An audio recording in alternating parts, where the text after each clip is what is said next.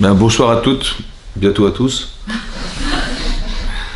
Alors le sujet qu'on va traiter, c'est celui d'essayer de comprendre ce qui arrive dans l'actualité. Voilà, essayer de voir comment on peut malgré tout garder espoir avec toute l'actualité qui nous touche personnellement, ou personnellement je veux dire que bon, on est tous touchés par ce qui arrive et ce qui se passe en Israël, et essayer de comprendre un petit peu qu'est-ce que c'est que on va dire l'exil en gros, quoi. Qu'est-ce que c'est que l'exil? Ouais, qu'est-ce qu'on vit aujourd'hui? Pourquoi on est obligé de passer par des événements pareils? Pourquoi une souffrance aussi importante? C'est étonnant. Alors en fait, le sujet il est traité dans les parachutes qu'on a lus. Ouais. C'est-à-dire qu'on est passé du Sefer Bereshit, en fait, qui est l'origine en fait du peuple juif, qui démarre à partir d'Abraham, Yitzhak et Yaakov, toutes les pérégrinations qu'ils ont pu vivre et suivre, et qui a abouti donc à 12 enfants, ouais, 12 enfants qui sont les 12 Shvatim, qui sont en fait l'embryon, on va dire, du peuple juif. C'est ça. Ils sont 12. Alors il y a eu un virus qui s'est mêlé dedans, c'était celui de la haine gratuite qu'il y avait entre Yosef et ses frères, qu'il fallait absolument éliminer, et qui n'a pas été entériné, parce qu'il n'a pas pu être finalisé, parce que quelque part ça restait resté, on a perdu une Beth Amikdash à cause de ça. Ouais. Et là on va passer sur un autre livre, qui s'appelle le Sefer Shemot, qui est le livre de l'exil en fait. Et là on va nous expliquer que pourquoi cet exil en particulier, oui, parce que lorsque il y a eu le Brit Ben Abetarim, que quand Hachem il s'est présenté à Abraham Avinu au départ, il a dit on va faire une alliance tous les deux. Oui, il a dit voilà, je te donnerai la terre d'Israël, tu auras une descendance aussi nombreuse que les étoiles, etc. du ciel, et il a fait une alliance. Bon, de cette alliance, il lui a promis deux choses. Un, qu'il aurait une grande descendance, et deux, qu'on hériterait la terre d'Israël. Ça va? Et sur ce, Abraham il pose une question qui paraît étonnante. Il a dit Bama Eda Kirachena. Comment je vais savoir que je vais hériter la terre d'Israël? Voilà la question d'Abraham. Mais on ne comprend pas la question. Qu'est-ce qu'il voulait Abraham? Il ne pose pas de question sur la descendance, mais il pose une question sur le fait d'hériter la terre d'Israël. L'Agma dans les Darim, et Rachid il explique un peu ça, elle dit qu'en fait c'était quoi la question d'Abraham? C'était, vous savez que pour hériter la terre d'Israël, il faut aider de tzadikim, parce que si on ne l'est pas, la terre nous vomit. Voilà ce qui est marqué dans la Torah. Alors comment tu peux me prétendre aujourd'hui que tu vas me donner la terre d'Israël et à mes enfants, tout en sachant que ça ne va pas dépendre de toi, ça va dépendre que d'eux. Est-ce qu'ils vont mériter la terre d'Israël ou pas? Et ça c'est pas possible que tu me promettes une chose qui dépend de leur choix. Comment tu peux promettre alors que ça ne dépend pas de toi? Alors il a dit, tu as raison. Et la réponse d'Hachem, c'est de dire que ils vont avoir ils vont avoir du Yetzirara, il va avoir donc pour casser ce Yetzirara là, il va falloir qu'on passe 400 ans d'exil. C'est-à-dire on va peut-être être obligé d'être assujetti, devenir des esclaves, devenir des gens soumis, pour accepter l'idée d'arriver à une sorte de soumission personnelle. Cette soumission permet d'arriver à un niveau d'humilité, d'arriver à écouter les autres, etc. Donc on est passé par un protocole très très spécial, nous les juifs, on est passé par 400 ans d'exil, c'est ça? Parmi ces 400 ans d'exil, il va y avoir 86 ans de travail forcé dans les camps de travaux qui se sont déroulés en Égypte. Voilà. Et avec ça, on espère qu'on aura la capacité de résistance et de pouvoir avoir l'humilité, de pouvoir faire teshuva et de se remettre en cause quand c'est nécessaire. Mais il a fallu passer par ce cycle-là. Donc l'exil est une solution en fait. Ce que nous, on pense être un problème au départ, en fait, c'est proposé comme une solution pour permettre aux Israël de passer par cette étape-là d'être esclave. Un petit peu comme Youssef. Vous avez vu, Youssef, il s'est pris pour... il rêve, voilà, j'ai rêvé, je vais vous raconter mon rêve, vous allez tous vous prosterner devant moi. Il est audacieux, en fait. Il est très intelligent, brillant, il a beaucoup de... Seulement, cette potentialité-là, elle dérange. Vous avez vu, ils ont réagi en disant, mais tu t'es pris pour qui? Tu vas régner sur nous, tu vas nous gouverner. La forme n'est pas la bonne. Qu'est-ce que fait Hachem? Il dit, écoute, mon chéri, tu vas être vendu. Esclave. Pourquoi l'esclavage? Pourquoi il a été vendu esclave par ses propres frères? Il fallait qu'il quitte la maison, il fallait qu'il passe par une forme d'esclavage. Pourquoi faire? En fait, parce que c'est pas du tout réalisé comme il avait pensé au départ. Il pensait qu'il allait être au-dessus de tout. Finalement, il est en dessous de tout, quoi. Et pourquoi c'est comme ça? Parce que Hachem, ce qu'il veut, Hachem, c'est que... Pourquoi esclave? Parce qu'un esclave, il peut faire de lui quelque chose sans se vanter d'être. Je peux pas dire, j'ai réussi ma vie, je suis un esclave. Non. Par contre, tu vas faire de toi quelqu'un. On va t'utiliser pour quelque chose de nécessaire. Et si tu n'as pas encore compris, alors tu vas passer par la prison, et par la prison, etc. Qu'est-ce que tu vas arriver devant Pharaon, et il va te dire, mais il paraît que tu sais interpréter les rêves. Ça veut dire qu'il arrive à un niveau de confiance en Dieu extrême, où lui pensait qu'il devait passer par le fameux maître échanson, là, il devait... Ouais, c'est ça. J'ai dit, c'est pas ça que je voulais. Je voulais moi-même que Pharaon il te téléphone pour faire appel à tes services. Et toi, tu as demandé à quelqu'un d'autre, ouais. Et donc, il va passer 2 ans de plus. C'est pas une punition, c'est qu'il a dû corriger cette problématique. Ça lui a pris 2 ans pour qu'il arrive à accepter l'idée que tout va passer par Hachem. Tout passe par lui. Et qu'est-ce qui va se passer? On l'appelle. Directement, il est face à face avec Paro. Ouais. Donc, il a la chance et l'opportunité de sortir de prison. Il dit, écoutez, je vais tout vous expliquer, vous signez, je sors de prison, je vous explique tout. Il est pas ça, c'est pas ça qu'il a dit. Il dit, vous savez, c'est pas moi. C'est Hachem qui va répondre à votre rêve. Voilà ce qu'il a dit. Ça va? Ça veut dire qu'il a mis Hachem en avant, alors qu'il avait toutes les capacités. Ouais, parce qu'il est intelligent, il est brillant, c'est un grand économiste et tout. Il aurait pu se vendre et dire, écoutez, je vais tout vous expliquer. Il aurait pu se faire ça. Non, il n'a pas fait ça. Il a mis Hachem en avant. C'est ça. Et donc ça veut dire qu'il a justifié son judaïsme devant Paro, alors qu'il a affaire à quelqu'un qui est complètement idolâtre. Et Paro, il va dire, mais on a Ish Navon, En Navon et Chacham Kamora, il n'y a pas plus intelligent et brillant que toi. Yesh Bo Ruach Elokim. Il a dit, tu as l'esprit d'Hachem. Il a réussi à faire dire à Paro, tu as le Ruach, l'esprit d'Akadosh Baruch Hu. Ça va? Et donc voilà ce qu'il a réussi à faire Paro, Yosef. Et c'est pour ça qu'il réussit, parce qu'il a tout le temps Hachem avec lui. Parce que lui, il pense que Hachem est avec lui. Il est toujours accompagné d'Akadosh Baruch Hu, donc il n'a pas de problème. Donc tout se passe bien pour lui. Donc il est Matzliach, il a une Ruach HaKodesh, il a appris 70 langues la veille de sa sortie de prison. Il a tout pour lui. Il a Hachem avec lui, c'est normal. Mais encore faut-il qu'il ait accepté Akadosh Baruch Hu. Et ça lui a permis d'arriver à ça. Vous voyez, tout ce qu'a vécu Yosef, en fait, était une solution. Tout ce que nous vivons, en vérité, vient solutionner quelque chose chez nous. Ça va? Et pas le vivre comme une problématique de vie, mais comme quelque chose qui vient forcément nous solutionner. Encore faut-il accepter. Ouais. Si je l'ai compris, tant mieux. Ouais. Si je ne l'ai pas compris, de toute façon, il s'est passé quelque chose. Ça a forcément modifié ma façon d'être. Forcément. Et c'est ce qu'Hachem il voulait. En fait, c'est le résultat qui compte. C'est pas ce qu'on a vécu qui compte, c'est ce qu'on est devenu qui compte. Ça va? Et donc ça, c'est un message de Yosef. Et c'est comme ça que Yosef, il est devenu vice-roi d'Égypte. Il fallait qu'il passe par ça. Ouais, par la capacité de maîtriser toute son énergie, tout son courage, tout ce que vous voulez, ouais, au service de quelque chose et pas au service de soi. C'est pour ça que quand il raconte à ses frères son rêve, ça dérange. C'est des gens où on les adulte, ces gens-là, où on les déteste. Vous avez compris, c'est des gens qui sont comme ça. Et donc Hachem, il a réussi à faire de lui un être parfait. Voilà, dire comme ça, parfait. Et donc, qu'est-ce qui va se passer? Yosef arrive en Égypte, etc. Donc il s'arrange tout le temps pour faire que l'exil, parce qu'il sait qu'il va y avoir un exil en Égypte, évidemment, il va essayer d'alléger. Qu'est-ce qu'il fait? Il demande aux gens de faire la Brit Mila, ce qui n'était pas commun, parce qu'il sait que les Hébreux vont arriver. Il va déménager toute la terre entière, c'est-à-dire toute l'Égypte va devoir déménager. Pourquoi? Parce que chacun se trouve étranger là où il se trouve. Donc quand les Israël arriveront, ils ne seront pas revus comme des étrangers. Donc vous avez compris, c'est ça sa mission. Il a enrichi l'Égypte. Pourquoi il a enrichi l'Égypte? Quel intérêt il avait d'enrichir l'Égypte à ce point-là? Parce qu'en fait, la mission de Yosef, et c'est ce qu'il avait compris, c'est de réaliser la promesse qu'avait faite Hachem à Abraham. Il a dit, tu sais, ce peuple, un jour, il va arriver, ils vont grandir, ils vont remplir l'Égypte, et ils vont sortir un jour. Ils sortiront de l'Égypte. Ils vont sortir avec de grandes richesses. Yosef avait pour mission de réaliser la promesse qu'avait faite Hachem à Abraham. Il fallait qu'il puisse sortir avec de grandes richesses. C'est pour ça qu'il a fait tout ça. Vous avez compris Donc il s'est donné une mission, c'est d'être partenaire à un projet divin. Voilà ce qu'il avait comme mission, Yosef. Mais il a fait rentrer ce projet dans sa vie, c'est ça. Ça, c'est Yosef. On bascule sur autre chose. On va basculer maintenant sur le livre de Shemot. Qu'est-ce que c'est que le livre de Shemot? Alors c'est merveilleux, donc on nous dit, voilà, les enfants de Yaakov, ils étaient 70, en tout et pour tout. Ces enfants, c'était des enfants. Ils arrivent en Mitzrayim, on nous cite les noms des enfants d'Israël, de Yaakov, et on nous dit, et Yosef ayab Mitzrayim. Et on précise à la fin du verset, Yosef était en Égypte.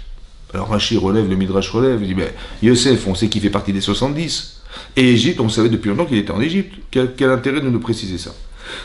Pour nous dire, vous savez, Yosef, c'est le petit jeune adolescent, là, le berger de 17 ans, qui fait pète son troupeau, là, le petit sadique là-bas qui apprend la Torah avec son père, celui-là, vous avez celui-là, hein, ce petit jeune là-bas, il est devenu roi d'Égypte. Mais il a conservé cette tzidkout. Ça veut dire, un jeune homme qui arrive à 17 ans dans un pays corrompu comme l'Égypte, il va se battre contre la société, il va essayer de se protéger contre tout ce qu'il voit et toutes les femmes et tout ce qui peut lui arriver dans sa vie, quoi. C'est ça. Il va se protéger contre ça, mais à un moment donné, il va devenir le maître de ce pays. Ça veut dire qu'il a à sa disposition tout ce qu'il veut. C'est un outil de Sarah, ça. Et malgré tout, il est resté intègre, il n'a jamais profité de quoi que ce soit, de qui que ce soit. Vous avez compris ce qui se passe? Il est resté tzaddik. Ça, c'est Yosef. Voilà, c'est pour ça qu'on nous parle de ça. Et ensuite, on nous dit, Vayamot Yosef. Est mort Yosef. Vekol Echav, et tous ses frères ont disparu. Vekol Adoraou, toute cette génération a disparu. Pour nous dire quoi? Pour dire qu'après, Paro, tout à coup, il change, il retourne sa veste, il veut absolument il voit qu'on se multiplie, il voit qu'on est en train de remplir la terre d'Égypte, on est en train de l'envahir, en fait. Et là, on va voir qu'il va avoir un discours bizarre. Mais ce que je vous dis par là, c'est, on voit que la société se transforme. Pourquoi elle se transforme? Pourquoi nous avoir précisé qu'était mort Yosef? Pourquoi nous préciser ces détails qui est mort Yosef? et que ses frères ont disparu, et que la génération qu'a connu les frères Yosef a disparu. Quel intérêt de ce détail? Alors les commentaires expliquent, le Rachem explique comme ça. Les tzadikim ne meurent pas. Ça va? Alors c'est-à-dire qu'il est mort Yosef. Oui. En fait, quand on étudie les livres de voilà, Mishavua, de Chafetz Chaim, tous les tzadikim qui ont vécu, il y a même des milliers d'années, on les a en mémoire. On fait la loi de Rabbi Shimon Bar Yochai. Donc les tzadikim ne meurent pas. C'est quoi il est mort Yosef? C'est quoi il est mort Yosef? Il est mort Yosef, ça veut dire qu'il est mort dans la mémoire des gens.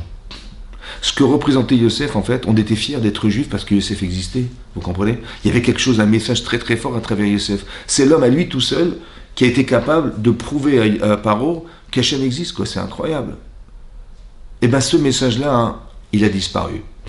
Il est mort Yosef. Bon, on s'est rattaché aux frères de Yosef. Donc on a des exemples vivants, voilà, des tzadikim, Yosef, et ben ses frères sont morts, ses frères. Et la génération qu'a connue, elle a disparu.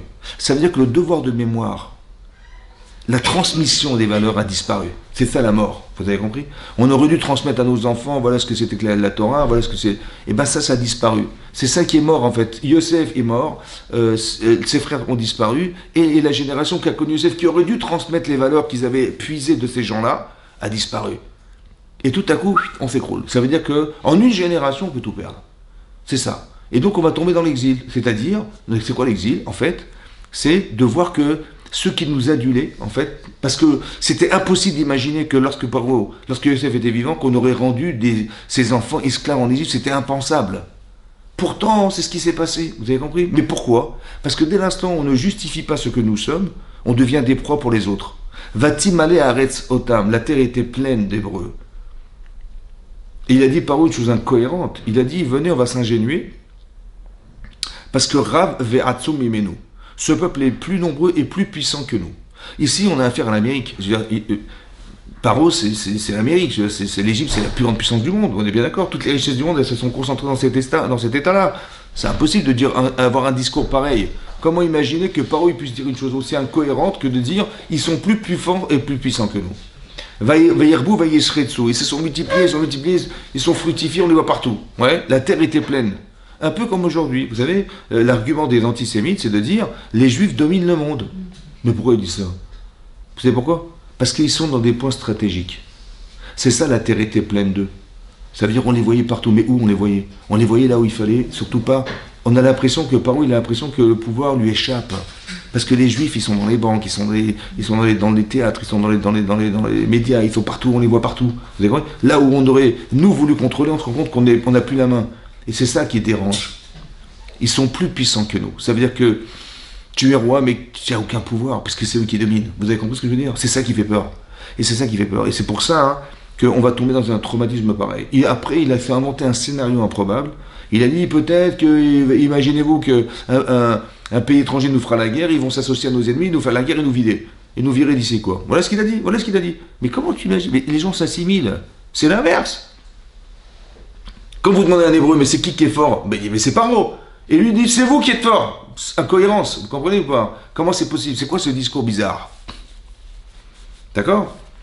En fait, d'où il vient ce discours? Écoutez, si c'est incohérent, c'est pas humain.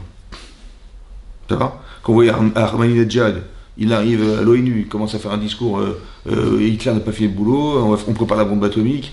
Est-ce qu'un président d'Iran, il peut dire un discours pareil, en sachant qu'il va se mettre à dos toute l'Europe et tout, il est débile, ou alors, j'ai pas compris, ça va? En fait, qu'est-ce qui se passe? En fait, Hachem utilise les grands de ce monde pour nous dire ce que nous on devrait penser de nous-mêmes. Vous avez compris ce que je suis en train de vous expliquer là? Quand Paro il dit mais vous êtes fort, je dis j'ai pas compris, mais c'est toi qui es fort. Il dit c'est vous qui êtes fort, c'est vous qui êtes fort. Et j'ai peur de vous. Et j'ai peur que vous ayez vous n'allez prendre le pouvoir. Mais de quoi t'as peur? On s'assimile, on devient des Égyptiens, on fait Avodazara, on a arrêté la Brit Mila, on a arrêté les misotes, on a tout arrêté, qu'est-ce que tu veux? Vous savez de quoi il a peur? En fait, ce discours-là, il est divin en fait. Hachem, quand c'est qu'il nous disait à travers lui, mais c'est vous qui êtes fort, c'est vous qui avez les mitzvot. C'est dommage que cette puissance, vous l'avez léguée, vous l'avez déléguée à Paro. C'est-à-dire que dans la galoute, dans l'exil dans lequel nous vivons, ouais, en fait, on a un pouvoir. D'où vient ce pouvoir? Ben, c'est simple. C'est qu'au début, quand Hachem crée le monde, c'est marqué Bereshit, Bara Elohim et Hachem et Taretz. Au début de la création du monde, Hachem crée le monde. Bereshit. Ce mot est bizarre. Bereshit, il est bizarre, parce qu'on n'aurait pas dû dire Bereshit. En hébreu, ça veut dire quoi, Reshit? Le début de quelque chose. Ouais. Non, c'est pas comme ça qu'on parle. On dit Barishona. Barishona, au commencement, Dieu crée le ciel et la terre. Pourquoi Bereshit? Alors, Chachamim d'expliquer qu'en fait, ce Reshit, on le retrouve ailleurs dans la Torah. On le retrouve dans Michelet. Oui. On a marqué que la Torah, c'est Reshit Darko. La Torah, c'est le prémisse de son chemin à Hachem. On retrouve le mot Reshit. Reshute Voato. Les prémices de sa récolte, c'est le peuple juif. Reshit Arisotechem. La chala qu'on prévit, elle s'appelle Reshit. Il y a quelque chose de profond ici qui est à l'origine de l'intérêt qu'on avait de créer ce monde. Donc Bereshit, c'est pour ça que j'ai créé le monde. C'est pourquoi? C'est pour le peuple juif. C'est pour la Torah que j'ai créé ce monde. Ça va? C'est pour ça que j'ai créé ce monde. Donc, si vous vouliez savoir quel était l'objectif premier d'Hachem quand il crée le Olam, c'est pour vous qu'il a fait. Et pour la Torah qu'il a fait.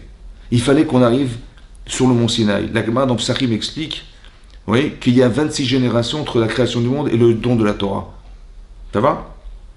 C'est pour ça que vous avez eu Shabbat, avant de dire Baruch She'amar, oui, on dit Odou Hashem Kitov, qui est dans le Chazon, on répète 26 fois. Pourquoi 26 fois? La Gemara d'expliquer, parce qu'il y a 26 générations qui parlent le chesed d'Hachem, puisqu'il n'y avait pas la Torah. Donc le monde n'avait pas raison d'être. Il n'y a pas la Torah, ça sert à rien. Alors, par son chesed, par sa bonté, Dieu il a fait que le monde a quand même existé, malgré que la Torah n'ait pas été donnée.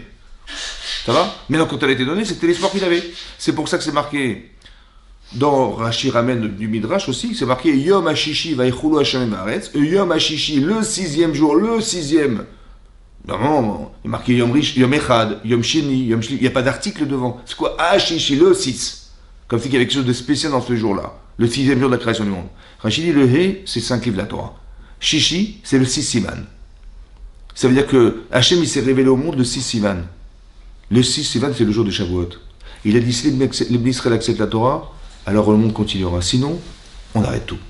Tohu vavohu, ça reviendra au tohu bohu. Ça veut dire qu'il y avait une date prévue qui était le 6 Sivan, qui était prévue depuis longtemps déjà. Qui était qu'on accepte la Torah sur le mont Sinaï, le jour où ça devait être donné. Si on n'avait pas accepté la Torah, on n'aurait jamais pu sortir, le monde n'aurait jamais pu continuer. Ça veut dire que quelque part, quand on dit la Torah fait tenir le monde, les Juifs sont là pour qu'il se réalise quelque chose, oui. En fait, on a quelque chose de très fort en nous, qui s'appelle la capacité que nous avons de justifier cette création du monde. La terre, elle tourne parce qu'on est là. Hachem nous a choisis parce qu'il a un projet divin qui passera par vous toutes et vous tous. C'est ça. Il a un projet. Donc il y a un projet personnel. Ouais, j'ai ma avodat Hachem personnelle. Mais en fait, je rentre dans un projet divin. Hachem va utiliser Yosef. Yosef, il a ses épreuves pour arriver à devenir ce qu'il est devenu. C'est personnel. Mais il va être utilisé pour devenir roi d'Égypte et pour permettre aux d'Israël qui vont venir plus tard d'alléger la galoute. Vous avez compris? Hachem, il a un projet divin, c'est quoi? Mais il faut ouvrir la mer Rouge. Ça fait partie des projets divins. Oui. Alors Yosef, il a un problème avec la femme de Potiphar qui lui court après, ça fait des mois et des mois. Et qu'est-ce qu'il fait Yosef? Il va éviter cette femme, il est marqué Vayanos, Vaïtsa Achutsa. Il a poussé cette dame, il est parti en se sauvant. Ouais. Là-bas, c'est marqué dans le Hallel, qu'on dit tous les Rosh Chodesh, oui. Il est marqué Ra'a Ayam, elle a vu la mer, Vayanos, elle s'est sauvée. Vous connaissez ce Midrash? Oui. Elle a vu la mer, elle s'est sauvée. Demande du Midrash, mais qu'est-ce qu'elle a vu pour se sauver la mer, pour s'écarter le jour du matin de Torah, le jour de l'ouverture de la mer Rouge? Elle dit, elle a vu le tombeau d'Aaron, le tombeau de Yosef. Elle a vu le tombeau de Yosef. Et Vayanos, elle s'est sauvée, l'Ibn Anas, parce qu'il s'est sauvé.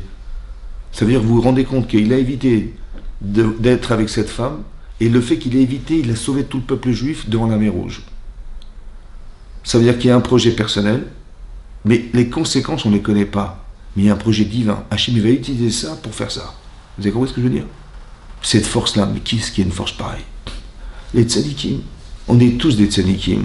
Ça veut dire qu'on a tous quelque part, à notre niveau, une capacité à faire que on s'intègre dans le projet divin. Vous comprenez ce que je suis en train de vous expliquer? Ça fait partie de... Comme si qu'il y a deux niveaux. Il y a sa façon d'être et sa raison d'être sur la terre, personnelle. Mais qu'est-ce qu'Hachem il fait de nos mitzvot? Vous avez compris ça? Ça, cette force-là, on a dit on n'en veut pas. On la donne à Paro. Alors Paro, il dit, mais... Et Paro, il dit, je vais vous détruire. C'est ça qu'il veut faire. Parce que, pourquoi? Parce que vous me mettez en difficulté. Parce que lorsqu'on reçoit la Torah, vous comprenez bien que lorsqu'on reçoit la Torah, Hachem, il a fait un choix. Mais le fait qu'il ait choisi le peuple juif, ça crée la haine. Le mont Sinaï, c'est le mont de la haine. Le mont Sinaï.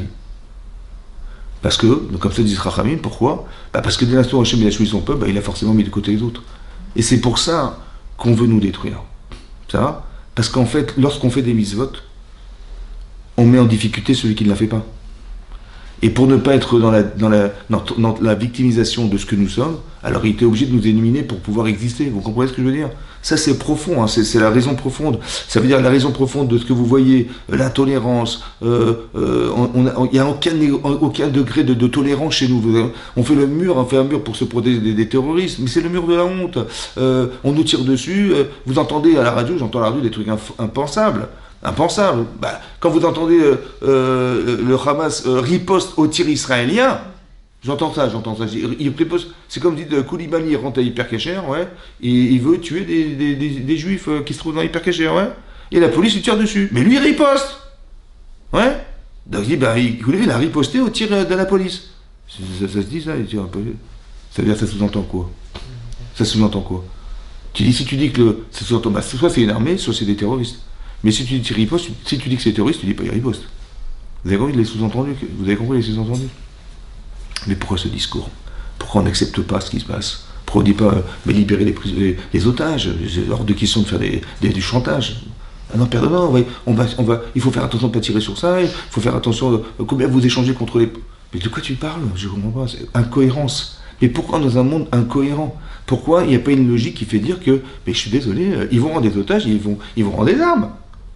Depuis quand tu tires des obus, des machins sur Israël comme ça, c'est pas pensable. Mais pourquoi elles sont comme ça? Pourquoi la logique c'est de suivre cette logique-là et pas le contraire? Pourquoi on n'essaie pas de nous défendre, on veut nous condamner? C'est bizarre. En fait, la réponse elle est là. Vous avez compris, c'est ça. En fait, vous allez comprendre le shiur, comment ça s'articule. Ici, Paro, il est incohérent. Parce qu'en fait, il est utilisé pour nous rappeler ce que nous avons raté d'être. C'est ça que j'ai peur de vous, vous êtes plus fort que moi. C'est incohérent ce discours, vous comprenez?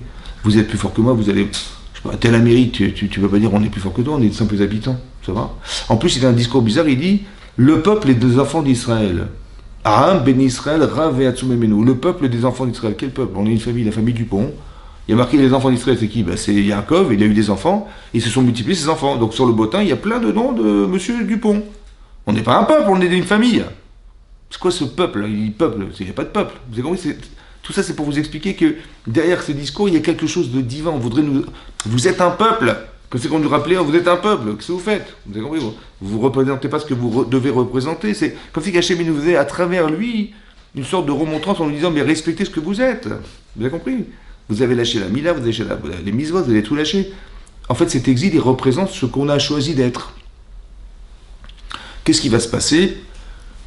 Ça va durer des dizaines et des dizaines d'années, cette histoire.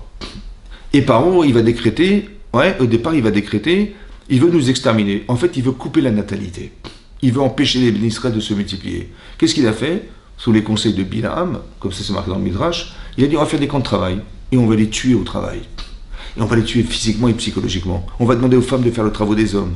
On va demander aux hommes de faire le travail des femmes. Donc un psychologique et un physique. Et on va les détruire, on va les casser, on va les exterminer. Ils n'auront pas le temps d'avoir des enfants, on va séparer les maris des femmes, donc ils vont travailler dans les champs, ils vont dormir dans les champs.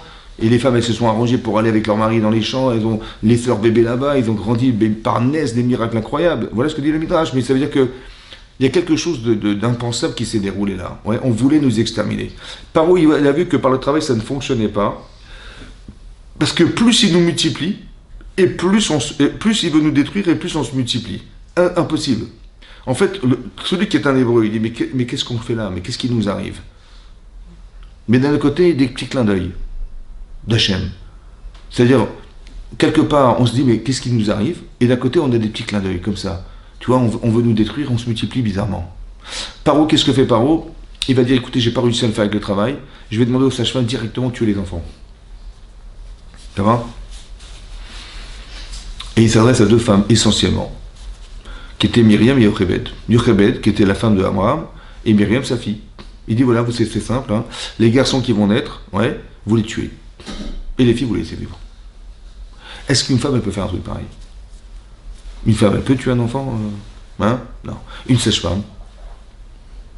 A fortiori que non, ça va? Sa volonté, sa mission c'est de donner naissance à des enfants, ouais, c'est son métier. Et on lui demande à elle de tuer des enfants. Est-ce que c'est pensable? C'est impensable. Est-ce qu'on peut dire une chose pareille? Non plus. Vous avez vu, mais c'est ce qu'il a proposé. Là-bas, bizarrement, c'est marqué parce qu'elles étaient yiré Elohim. Elles craignaient Hachem. Et elles n'ont pas tué les enfants. Et ça, j'ai pas compris. Qu'est-ce que ça a à voir avec la crainte d'Hachem? Humainement, ça se fait pas. Jamais une femme, elle va faire un truc pareil. Et a fortiori, sage-femme, c'est sa vocation de donner naissance à des enfants. On va pas demander à cette femme de tuer des enfants. Il va dire humainement, ça se fait pas. Ça va? Et là, c'est marqué non, parce qu'elle craignait Dieu. Quel rapport avec Dieu? Ça n'a rien à voir avec Dieu, ça. Et ce qui est aussi, il faut aussi réfléchir, c'est de dire, mais c'est pas grave, elles n'ont pas voulu tuer des enfants, parce que si la mise va de ne pas tuer, ça correspond à ce que Dieu veut, tant mieux. Hein, j'ai pas envie de tuer des enfants, et Dieu me dit, ne tue surtout pas, je dis, bah super. Oui, en fait c'est un problème, je veux dire pourquoi c'est un problème. Parce que est-ce que je fais sa volonté, ou je fais la mienne? Est-ce que je fais une misva? Est-ce que je veux dire, Baruch ata Hashem, Elokeinu melech haolam, Shakideshanu? Mais non, même s'il ne m'avait pas demandé, je l'aurais de toute façon pas fait. Vous avez compris ce que je veux dire? Le problème, c'est est-ce que je le fais dans mon intérêt personnel? Est-ce que c'est une mitzvah ou ça n'en est pas une? Est-ce que ça s'arrête à ma volonté personnelle ou c'est une volonté qui va au-delà de ce que je veux faire? C'est quoi la Yirat Shamaim? Et c'est ces femmes-là qu'on a choisies spécifiquement. Oui. En fait, la Yirat Shamaim, c'est comme ça. Peut-être l'idée, c'est la suivante. Il y a un projet derrière. Amram, c'est le mari de Yochebed. Amram, Gadolador, c'était le Gadolador. Les gens étudiaient la Torah en Mitzrayim, vous savez. Oui. Parce qu'on avait le choix. Soit on étudiait la Torah, soit on travaillait dans les camps de concentration là-bas. Comme ça, c'est marqué. C'est pour ça que, plus tard, on verra que quand Moshe et Aaron ils sont venus voir Paro pour dire libérer l'Israël, il a dit retournez dans vos travaux. Et Rachid expliquait là-bas sur place, retournez étudier la Torah dans vos travaux, là-bas, c'est ça vos travaux, vous. Les Lévis, ils faisaient pas de. Ils étudiaient la Torah. Ouais, la Torah que Yaakov il avait transmise à ses enfants, qui étaient restés en fait. Eux, ils sont jamais rentrés dans les travaux forcés. Ils ont réétudié la Torah tout le temps, c'est resté comme ça. Et Amram, Gadol adore, c'était le grand de la génération en Torah. Et donc il savait pertinemment que Hachem avait promis à Abraham qu'on sortirait d'Égypte un jour, c'est vrai. Et sa femme, elle le savait aussi. Alors elle a dit comme ça, il faut que ses enfants vivent. Pourquoi? Parce qu'ils vont sortir d'Égypte. Ils vont rentrer dans le désert. Ils vont recevoir la Torah, ils rentreront en Israël. Voilà ce qu'elle avait en tête. Elle a dit, je vais le faire, non pas, je ne vais pas me refuser à les tuer, parce que, évidemment, c'est impensable, mais je ne vais pas le faire parce que, quelque part, ces enfants, il faut qu'ils rentrent en Israël. Vous avez compris? Elle est rentrée dans ce projet divin, par Yirat Shamaim. Elle a risqué sa vie,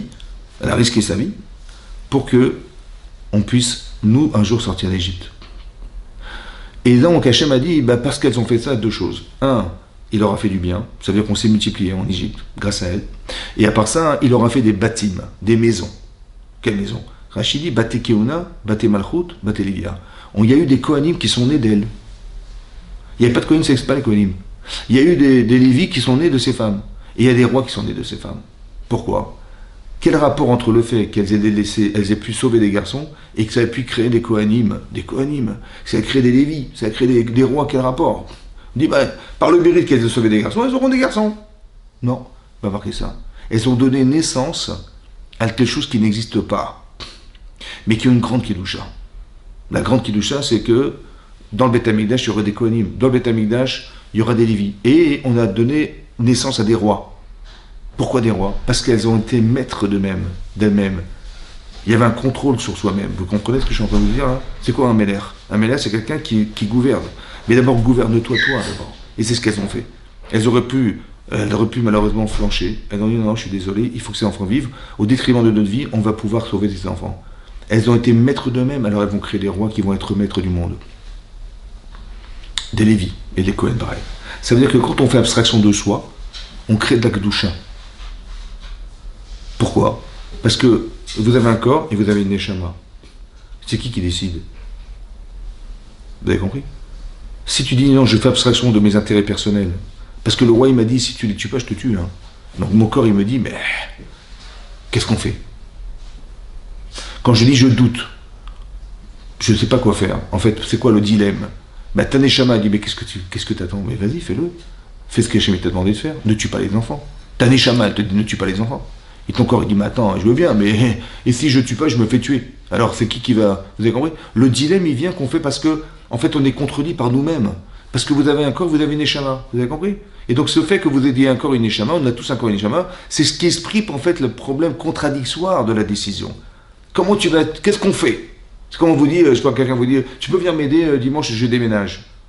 Je dis, mais attends, à quelle heure? Comment? Il y a combien de cartons? Combien ça pèse? J'ai pas le temps. Mais pourquoi tu poses la question? Mitzvah. Ma neshama dit, mais je sais pas combien. Vas-y. Mon corps dit, attends, oh, c'est fatigant. Je sais pas forcément. Et pourquoi il m'a demandé à moi?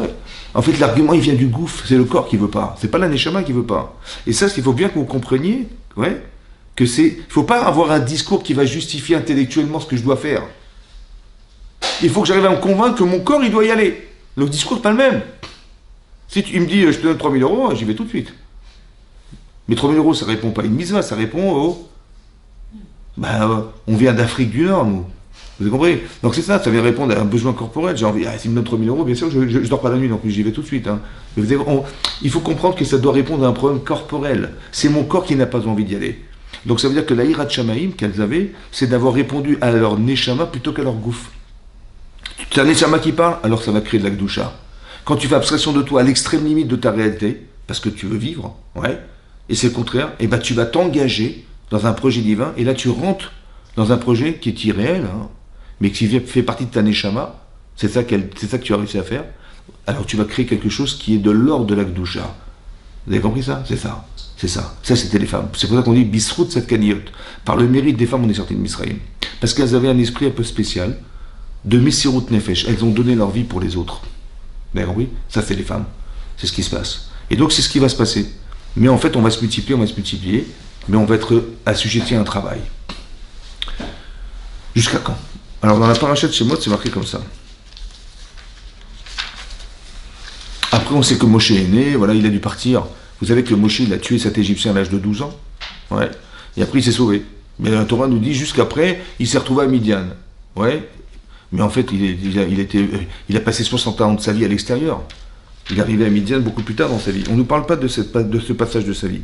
Mais on nous dit simplement que que Moshe, il avait une particularité spéciale, que le Mashiach, c'est ça le Mashiach, ouais, c'est que Moshe, le Ramban l'expliquait, quand il a su qu'il était juif, il est descendu directement voir ses frères, ouais, qui étaient dans les travaux forcés. Vayar otam besiv lotam. Il les a vus dans leur labeur. Et Rachid nous explique une chose très importante. Il a dit qu'il a mis ses yeux, il a mis son cœur pour être en souffrance avec eux. Premier paramètre, il a voulu souffrir avec eux. Il n'a pas voulu rester indifférent. Il aurait pu rester sur sa tour d'ivoire, il ouvre la fenêtre, il dit, les pauvres.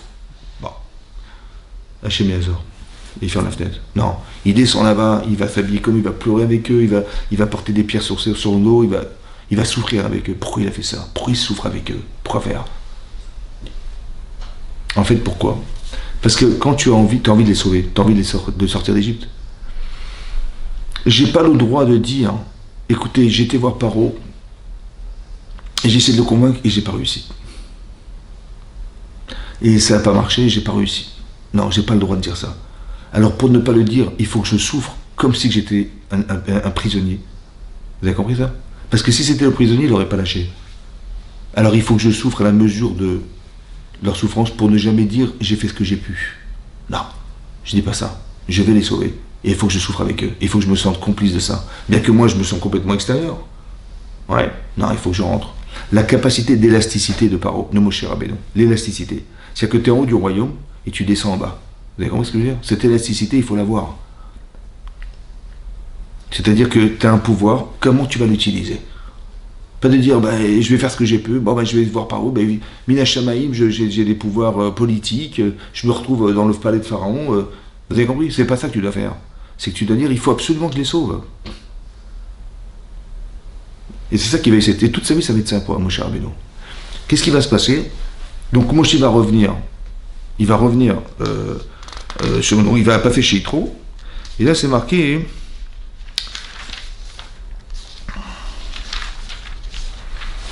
Et je vous lis ce qui est marqué. Voilà. Je vous lis ce qui est marqué.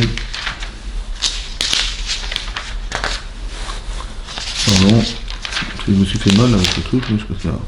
C'est marqué, je vous lis ce qui est marqué. Vaï Bayami Marabi Mahem. Donc après plusieurs jours, Vayamot melach Mitzrayim. Et donc mort le roi d'Égypte.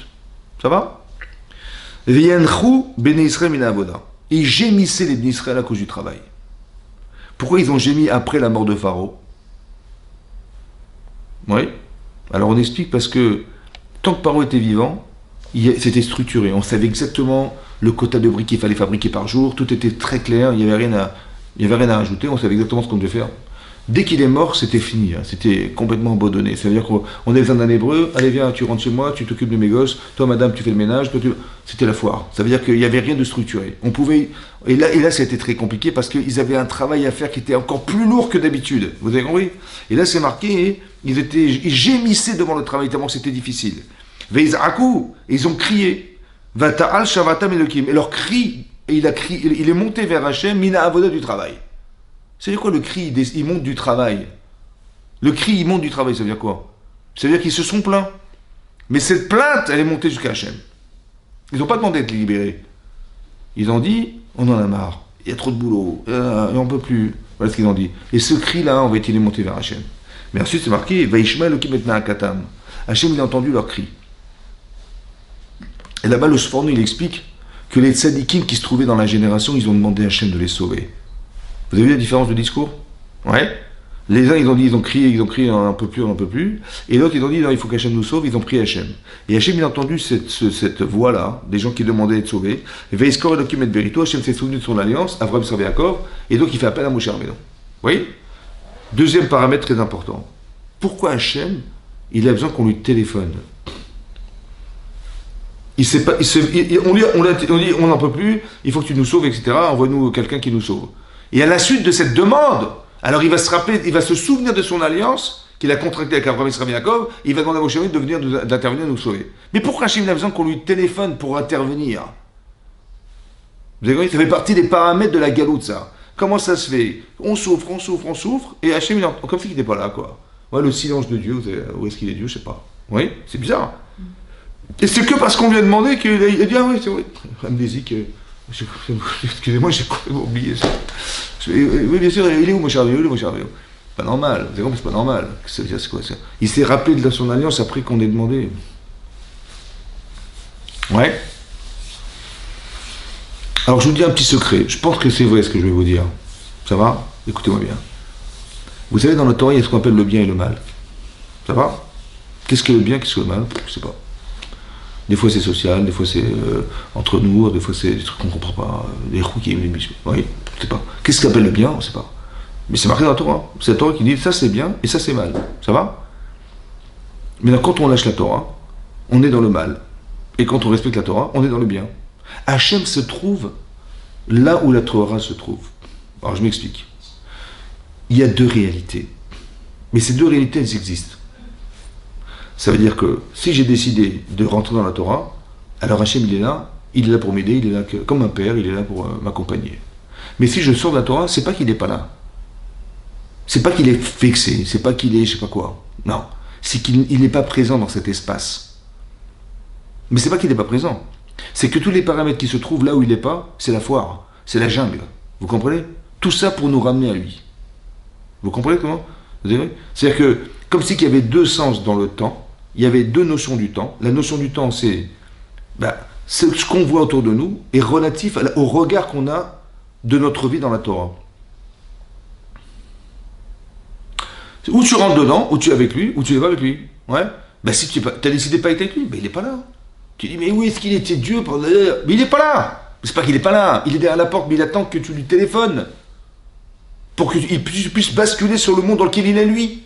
Mais moi j'ai décidé autre chose, moi. Moi il est mort, Youssef, la génération a disparu, laissez-moi tranquille. On veut devenir des Égyptiens, on s'assimile, la culture, les machins, ce que vous voulez. Vous avez compris ce que je veux dire? C'est ça. Mais Hachem il se trouve pas là. C'est pas qu'il est vexé ou qu'il est gêné parce qu'on l'a abandonné, parce qu'on l'a oublié. C'est pas ça du tout. Pas du tout. C'est qu'il n'est pas dans cet espace de vie. Il n'existe pas. Donc tu peux crier toute la journée, ça sert à rien. Seulement, si tu lui demandes... en fait, il crée des situations... Si vous voulez, l'antisémitisme, c'est une manière d'éviter... C'est un rempart à l'assimilation. Vous avez compris ce que je veux dire? L'antisémitisme. C'est marqué dans la paracha que quand on est sorti d'Égypte, oui, Hachem Nathan Chen, Hachem il a mis de la grâce des Hébreux aux yeux des Égyptiens. Vous savez quoi, il a mis de la grâce? Ouais, ça veut dire quoi? Ça veut dire qu'avant il nous tapait dessus, et là il nous dit, mais vous avez besoin de quoi? Je peux vous rendre service? On va demander un, ils vont demander deux. Mais qu'est-ce qui s'est passé? Pourquoi tout à coup tu deviens gentil, tu deviens social avec moi, tu m'adores? Qu'est-ce que je t'ai fait? Je n'ai rien fait. J'ai pas changé moi. Hachem Nathan Chen, si c'est Dieu qui a mis de la grâce des Hébreux aux yeux des Égyptiens, qui c'est qui l'avait enlevé? Ben, le même qui l'a mis, c'est lui qui l'a enlevé. C'est-à-dire que l'antisémitisme a été provoqué par Dieu pour éviter qu'on devienne des goïms. Vous avez compris ça? C'est-à-dire qu'on veut devenir des goïms, et le goïm dit, mais t'es un sale juif, mon vieux. Mais je te mesure. Au lieu de dire, Baruch Haba, tu peux rentrer avec moi à l'église, on va... C'est exactement l'inverse. Vous avez compris ce qui se passe? Mais c'est pas logique. Pourquoi? Parce que c'est Hachem qui a fait que. Sinon, on serait devenu des goïms depuis longtemps, je vous rassure. Mais on s'est battu pour... On nous rappelle qu'on est juif, et ils se sont battus pour qu'on ne devienne pas des goïms. Vous avez compris ce que je veux dire? Mais t'es un sale juif, toi, t'as un truc là. On se dit, mais qu'est-ce que je t'ai fait? Je t'ai rien fait du tout, et on veut nous agresser. Ouais. En fait, ce système-là dans lequel nous nous trouvons, c'est parce qu'on n'accepte pas de l'être. Alors le gars, il va nous rappeler, comme Paro, il nous rappelle, mais c'est vous qui êtes fort, c'est vous qui machin, et je vais vous détruire. Et... En fait, comme si que la destruction qu'on voulait faire de nous, c'est ce qu'on avait raté comme vocation de représenter quelque chose dans leur âme. Vous comprenez ça? C'est incroyable. Mais ça dépend du regard. Le regard. Pourquoi je vous dis ça? Parce que vous allez voir dans les parachutes qui vont suivre, on a lu la semaine dernière Parashat Bo, il y a eu 3 dernières plaies, voilà, Parashat Bo, 3 dernières plaies. Après, qu'est-ce qu'a dit Hachem? Vous allez, voilà, il y aura la plaie des premiers-nés, et après vous allez sortir d'Égypte, ouais. Mais Hachem, il leur donnait une chose bizarre, il a dit, la première mitzvah de la Torah, la première mitzvah qu'il a ordonnée avant qu'on soit sorti d'Égypte et avant qu'on ait reçu la Torah, c'est Achodesh Hazelachem. Ce mois sera pour vous, oui, le premier mois de l'année. Le mois de Nissan, c'est le premier mois de l'année. Ça va? Ça veut dire quoi? Achodesh Hazelachem. Comment on traduit Achodesh Hazelachem? Lachem. Bah pour vous, il y a entre autres ce mot-là. Achodesh Hazel. Ce mois-là sera le premier mois de l'année. C'est quoi pour vous? C'est quoi ce pour vous là? Alachem. Bizarre. À part ça, hein, vous savez qu'en hébreu, lachem, ça veut dire pour vous. Mais ça veut dire aussi à vous. Par exemple, c'est marqué Ulkartem lachem. Vous savez qu'à Sukkot, on doit acheter un loulav. D'accord? On doit être propriétaire. Mais c'est marqué Ulkartem lachem. Vous achèterez à vous. Et l'Akbar d'expliquer à vous, mais pas emprunté. C'est-à-dire que le premier jour de Sukkot, si j'emprunte un loulav, je ne suis pas qui de la misva. Si je l'ai volé, je ne suis pas qui de la misva. Parce qu'il n'est pas à moi. Donc lachem veut dire à vous, propriétaire. C'est marqué Lo yirae lecha chametz. Que ne soit pas vu lecha. À toi, pas pour toi, à toi du chametz. C'est-à-dire que si je suis propriétaire du chametz et je le laisse chez moi, je transgresse la Torah. Mais si monsieur mon voisin il vient chez moi avec du pain, je transgresse pas, ce pain m'appartient pas. Lecha, ça veut dire à toi. Lech lecha, c'est pas pour toi. Mais lo yirae lecha, le lecha là-bas, il est à toi.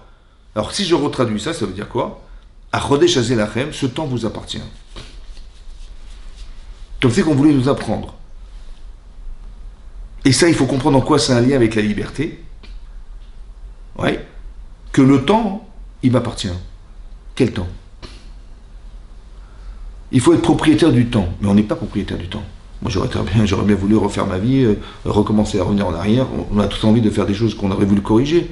On ne peut pas revenir en arrière. Le temps s'égrène. On ne peut pas revenir en arrière. Le temps, est-ce qu'on est propriétaire du temps? Vous savez de la vie. Le temps passe, on ne peut pas le rattraper, ce temps. Oui. Et pourtant, la Torah nous dit, ce temps, il est necha, il est à toi. Il t'appartient, ce temps. Et en quoi c'est un rapport avec la liberté, ça? Il faut comprendre ce que c'est cette histoire-là. Oui. En quoi Pessah, ça... Et on nous dit, vous savez, il ne faut pas qu'on ait le temps de faire du chametz. Le temps. C'est quoi cette sorte de temps? Ça revient le temps. Ouais. En quoi c'est un rapport avec la liberté? Et en quoi c'est un rapport avec l'histoire de Pessah, quoi? C'est quoi ce temps-là?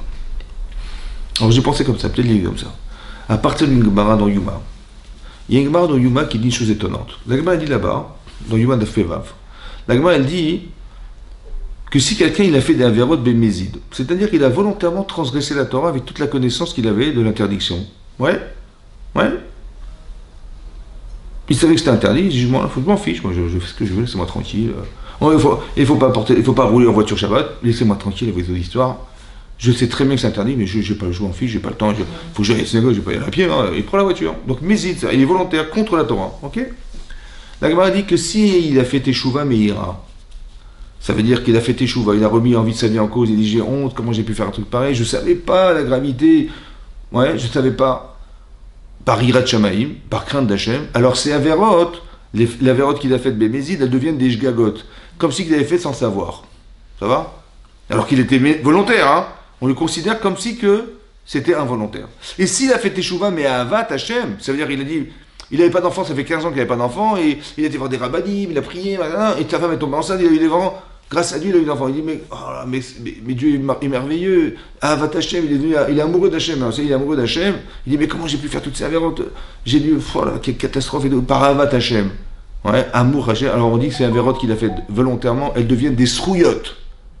À cause du malaise qu'il avait d'avoir transgressé Shabbat et d'avoir pas mangé kasher et tout ça, il est tellement honteux que ça lui a permis de faire Teshuvah Me'ava avec amour. Alors ça devient des mérites. Ça va? Voilà ce que dit l'Agma. J'ai pas compris. Comment une Avera, elle se transforme par quelle baguette magique? On a encore les photos hein, et les vidéos des grillades à Shabbat sur la plage de Deauville. Ouais. Et tu me dis ça, c'est des misotes, ça, c'est des strouillottes, quel mérite, j'ai pas compris. On a les albums. Le passé, c'est le passé. Comment tu peux transformer une avéra qui est passée en mérite? C'est possible, ça? Comme ça, dit l'Agma. Pas compris. Comment on peut transformer un passé en mérite? Comment on peut transformer un acte qui a été fait volontairement en accidentel? C'est impossible. Oui? Alors j'ai pensé comme ça. Peut-être l'idée, c'est ça.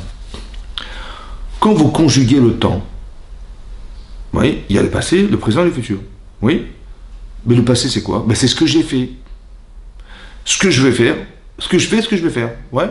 Donc mes actes, ils sont passés, ils sont présents, ils sont futurs. Ça va? Voilà ce que j'ai fait l'année dernière. Ça va? Et voilà ce que je fais maintenant et voilà ce que je vais faire demain. Donc le temps, la conjugaison du temps, c'est sur des actes passés, présents et futurs. Mais ce que vous avez fait dans votre vie, c'est où? Les influences que vous avez vécues, choisies ou subies, c'est où? Hein? Vous savez ou pas? Vous vous rappelez de ce que vous avez fait il y a 10 ans? Non, pas trop. Oui? C'est où? C'est noté. Hein? Je sais pas, moi, c'est noté, c'est sur la mémoire. Ouais. Dans la mémoire. Dans votre conscience. Par exemple, quelqu'un me dit, j'ai pas envie de me marier. Je sais pourquoi? Bah, mes parents ont divorcé, j'avais 10 ans, ils se querellaient tout le temps. J'ai trop peur. Franchement, j'ai pas envie de me marier, je sais pas, les familles sont folles, ou j'ai peur de pas être un bon mari, je sais pas. Et j'ai un vrai traumatisme, et ça m'a tellement. J'ai vu mes parents se divorcer, ça m'a tellement touché, je peux pas me marier. Mais t'avais quel âge? J'avais 10 ans. T'en as quel âge? Mais j'en ai 35. Mais t'as 10 ans ou 35 ans? Mais j'ai 35 ans. Mais non, t'as 10 ans. Il est où ce temps? Il est où ce temps? Il est en moi. Ça va? Donc ce temps, il est passé ou il est présent? Hein? Présent. Ben oui. Donc c'est quoi le présent? Donc c'est quoi le présent? C'est le passé. Non. Ce qui est en nous. Ouais. Le présent, c'est le concentré de toute votre vie. Puisque j'ai 35 ans, et je me souviens que j'avais 10 ans, donc mes 10 ans, ils sont dans mes 35, on est d'accord ou pas? Mais ils sont présents. Donc c'est quoi le présent? Ben c'est toute ma vie.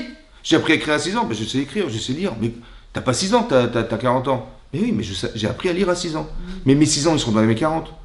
Ça va ou pas? Très bien. Donc si mon présent, c'est le concentré de toute ma vie. Ça va?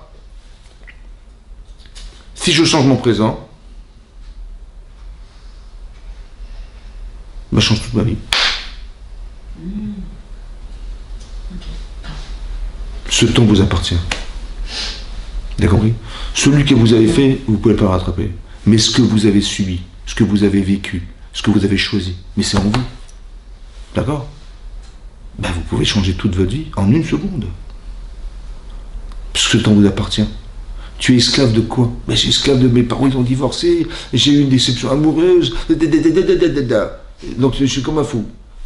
Je dis, mais ces blocages-là, ils sont où? Ben, ils sont là. Si tu vois tes parents, maintenant tu as 35 ans, tu vois tes parents divorcés, qu'est-ce que tu penses? bah, je pense que bon, bah, s'ils ont divorcé, sûrement qu'ils ne s'entendaient pas. Et peut-être c'est même mieux qu'ils aient divorcé parce que c'était infernal et, chacun ne se supportait pas. Bah, je pense que j'aurais été comme eux, j'aurais divorcé. Ben voilà, tu as solutionné ton problème. Tu as solutionné ton passé, qui est présent en fait.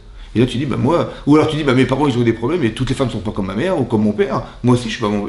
Bah, je vais faire autre chose. Tu as trouvé des solutions à solutionner ton passé en fait. Ce temps t'appartient.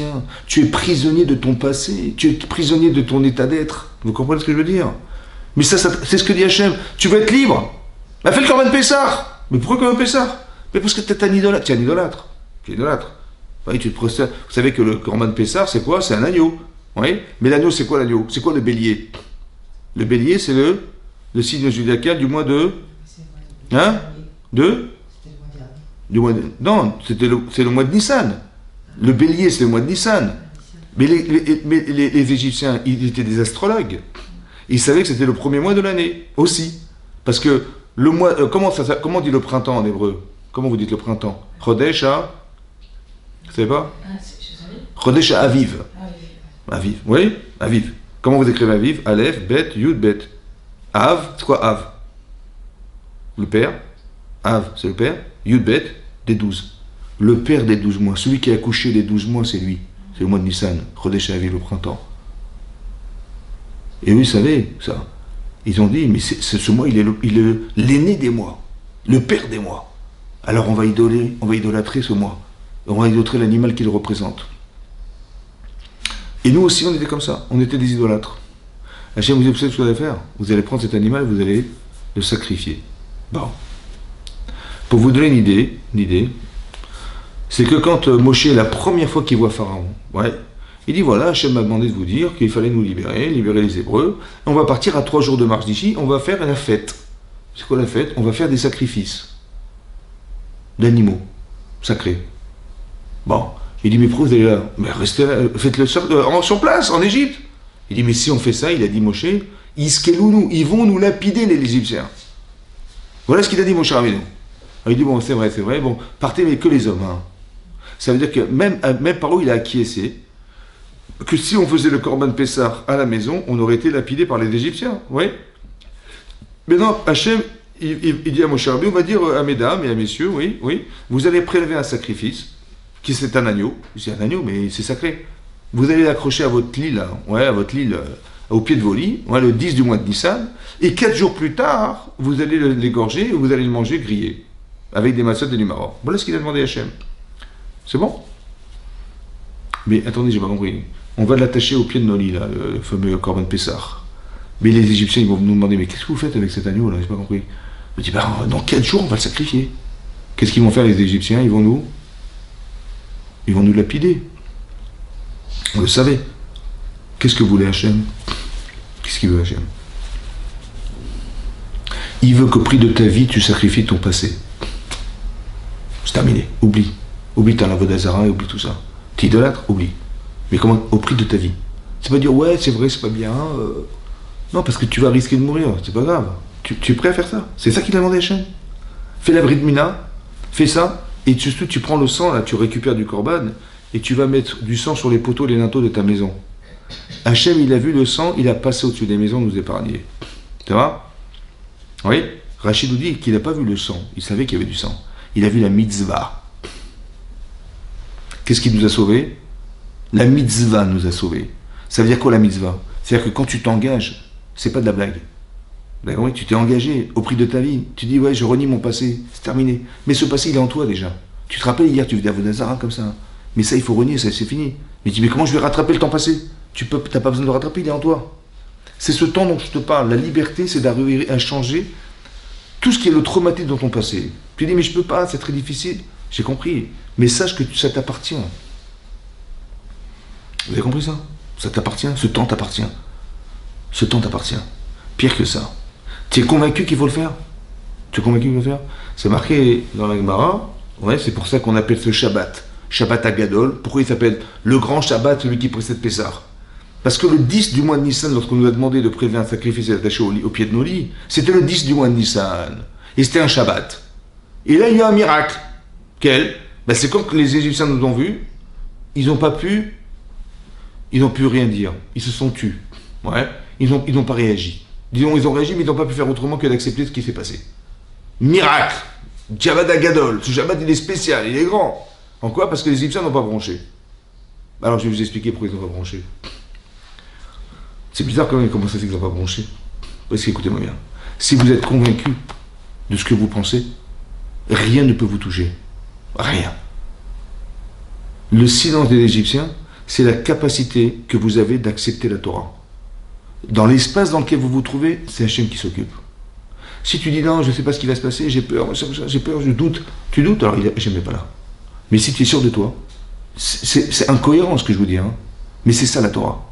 Tu dis, mais tu te rends compte de ce que tu me dis, tu me demandes de prendre un sacrifice, tu me demandes de rentrer dans le désert, tu me demandes, mais je peux pas, mais c'est hostile à la vie le désert, comment tu me demandes de rentrer dans le désert? Tu rentres ou pas? Tu rentres? Eh bien tu vas, il va tomber de la manne, le truc. Il va y avoir le Bér Miriam, il y aura tout. Mais si tu avais refusé, dis bon, tu veux pas, il n'y a pas de problème. Mais tu aurais raté l'occasion de voir ces miracles incroyables. Parce que tu t'engages, vous avez compris ce que je vous dis? Le temps, c'est ça le temps. Le temps, c'est à la fois ce que tu portes en toi, et le temps, c'est ce que tu vois. Comme si que le temps, c'est quoi? C'est que la réalité, ouais, elle est fonction de la conception que vous lui donnez. La réalité et le niveau de conception que vous donnez. Si vous êtes sûr que ce que vous devez faire et devez faire, rien ne peut faire écran et rien ne peut faire obstacle. Même les Égyptiens, ils vont pas broncher. Vous avez compris ce que je veux dire? Même les Égyptiens, ils vont donner des trucs, ils vont donner des cadeaux avant de sortir d'Égypte. C'est pas possible. Parce que tu es sûr de toi. Tu es sûr d'être accompagné par Hachem. Alors Hachem, il te fera tout ce que tu voudras. Il va être proche de toi, il va t'aider, il va t'accompagner. C'est comme, on dit, Avinu Malkenu. Avinu Malkenu, ça veut dire quoi? Avinu Malkenu. On dit d'Hachem, Avinu. C'est quoi Avinu? Notre Père. Mais Dieu, c'est mon Père. Moi, j'ai vu sur mon livre de famille, j'ai vu, mon Père, c'est pas Dieu. C'est quoi Avinu? Ça veut dire quoi Avinu? Malkenu. Avinu. Avinu, c'est comme ça. Il y a une notion de Père. Mon père, il veut absolument ma réussite. Mon père, il veut absolument m'aider, il va me nourrir, il va me vêtir, il va s'occuper de moi, de ma scolarité, il va essayer de faire de moi, il va essayer de m'apprendre à vivre pour que je puisse me marier un jour, etc. Il m'accompagne, mon père, en permanence. Oui? Et bien c'est ça, Hachem, Avinu. Il n'est pas mon père, hein, mais il y a une notion de père chez lui que je retrouve chez lui. Cette notion de père, je retrouve chez mon père, je le retrouve chez lui. C'est mon père. Autrement, mais c'est mon père. C'est-à-dire que là où tu iras, ben, si tu ne lui téléphones pas, tu ne téléphones pas. Il n'est pas là où tu n'es pas. Il est là où tu seras, avec lui. Mais si tu n'es pas avec lui, il n'est pas là. Vous comprenez ce que je veux dire? C'est ça, vidéo. Ouais. Il n'est pas vexé, hein. Il dit, mais justement, tu veux pas, il n'y a pas de problème. Tu ne me téléphones pas, tu veux pas que... Hachem, il a besoin de ce lien, en fait. Il a besoin de ce lien.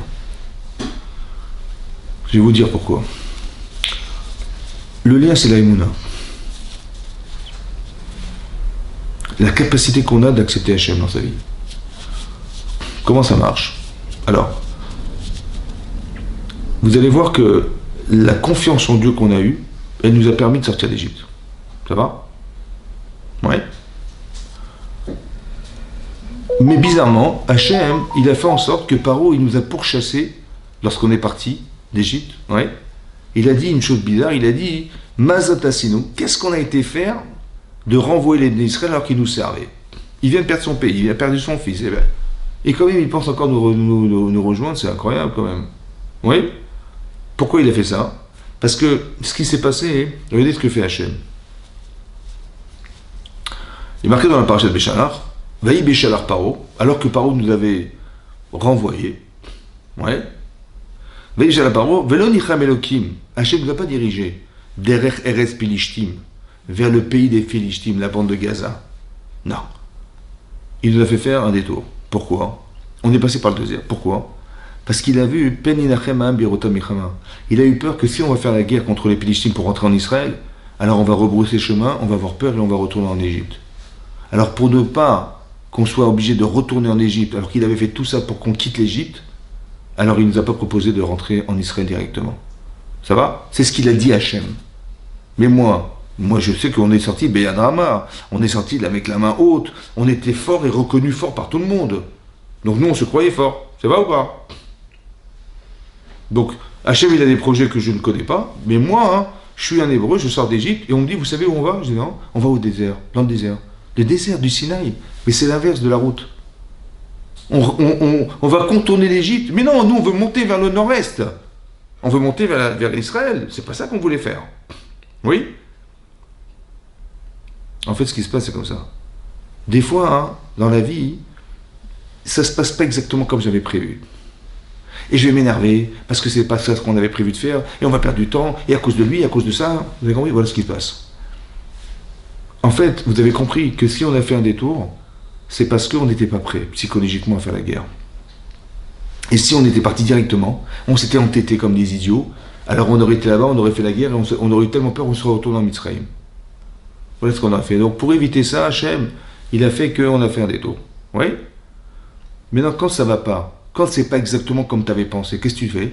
Ben, tu t'énerves avec ton mari, tu t'énerves avec l'aéroport, tu as raté l'avion, on a raté les machins, qu'est-ce que c'est quoi cette histoire? En fait, on va faire un état des lieux de l'échec ou du temps perdu, ouais, du temps perdu, parce qu'on a perdu du temps, on aurait pu faire beaucoup plus vite. C'était tout à côté. Pourquoi tu nous fais perdre du temps?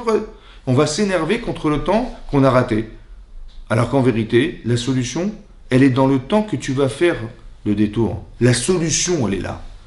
Rappelez-vous toujours de ça. Si ça ne s'est pas exactement passé comme vous avez pensé, c'est que vous n'étiez pas prête à le vivre. Alors Hachem, il vous a fait un détour, il nous a fait un détour, pour qu'on se solutionne dans le détour. Donc si je m'énerve du détour, je vais rater l'occasion de changer dans le détour. Ça va? C'est quoi changer dans le détour? C'est ça que je voulais vous expliquer. Hachem, il a dit, s'ils vont directement en Israël, c'est trop proche. Kikarovu, c'est trop proche, c'est trop tôt. Ils vont rebrousser chemin parce qu'ils ne vont pas faire la guerre. Alors je vais faire un détour. Ok, on fait un détour, on passe par le désert, on accepte d'aller dans le désert. On a marché 3 jours, et Hachem a dit à Moshe Rabbeinu, et dis-leur de revenir en arrière, à un jour de marche de l'Égypte. On vient de marcher 3 jours, et on dit remarcher encore un jour, mais à 2 jours de marche de l'Égypte. Donc on a fait 4 jours, alors qu'on n'est qu'à 2 jours de marche. Vous avez compris? Mon petit Yetzara, il dit, attends, je comprends pas, on a marché 4 jours, on va faire 2 jours.